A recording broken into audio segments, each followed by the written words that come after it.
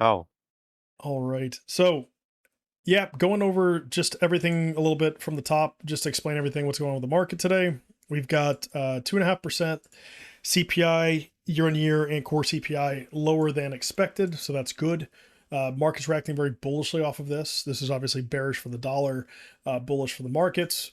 The other stuff, the month on month CPI came in normal. Tomorrow, same thing. An hour before the market opens, we're expecting these data points, especially the retail sales and the initial jobless claims, to have a market effect. The long short ratio, we're back at majority short. This is good. Why? Because retail's pressing the red button. If they're pressing the red button, the market's going to keep going higher. Are we seeing any reversals even on like the 5 minute? Nope, not yet. There's not enough people smashing the green button yet. If we start coming back to the lows or we start breaking down, you see the retail, everyone smashing the green button real quick. You might see a snapback, but there's, again, no real evidence of it yet. On the funding rates are still under 0.01. What does that mean? That means generally speaking, they're neutral slash bullish. BitMEX also underneath 0.01, which is good. That's one I always keep an eye on. But in general, not overly aggressive or painful funding rates means that the market still has room to breathe to the upside. Looking at the liquidations as well, we're getting into that chunk right above us. We still have more all the way going up until we hit a dead zone about 102.5, which is really critical to the local high structure as well. So if we do get back up at these highs and fail to break the high, that might be a nice chance for a last minute Stuber short potentially. But for the local stuff, it looks fine. I wouldn't really be concerned until it starts losing that 96.5 because that's a lot of key levels. So going over to the chart just to show the warm and fuzzy on this zone. Let's see. NQ, all the TradFi stuff is breaking the upside really aggressive, really strong. This is great. This is what we want to see, really strong, aggressive gaps to the upside, and it's across the board. Volatility index as well, full dumping, double digits dumping. So this means the market's reacting very bullishly, volatility coming down, people re-entering the market really aggressively. Dollar currency index, still seeing some downside. We've had some breakdowns basically since early this week. This is good. We want to see that continue. We want to see some eventual losses at 107.8. Otherwise, we run the risk of potentially going all the way up to like 110, which we do not want to do, like 110.8, which is about the highest I can imagine us going. But specific to Bitcoin in this zone, we're breaking above stuff. We're pretty strong on the capital flow.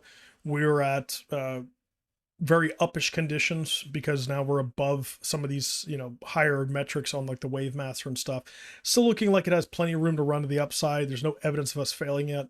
If we start stagnating, watch really intently so we don't repeat this damn Bart Simpson pattern. It's not impossible that we do this. But again, for that to happen, we need like stagnation followed by aggressive adds on longs, which means we have to come back and do the Bart. I don't want to see it. I don't think anybody else wants to, but the local stuff looks really aggressive and really good. Just looks very similar to kind of like what we've done last week or 2 weeks ago. But in general idea for this area is really simple. We're having breaks above previous daily swing structure, 99.1. It looks good. Watch for some bullish backtest to potentially continue into the next major support, which is the 102.4.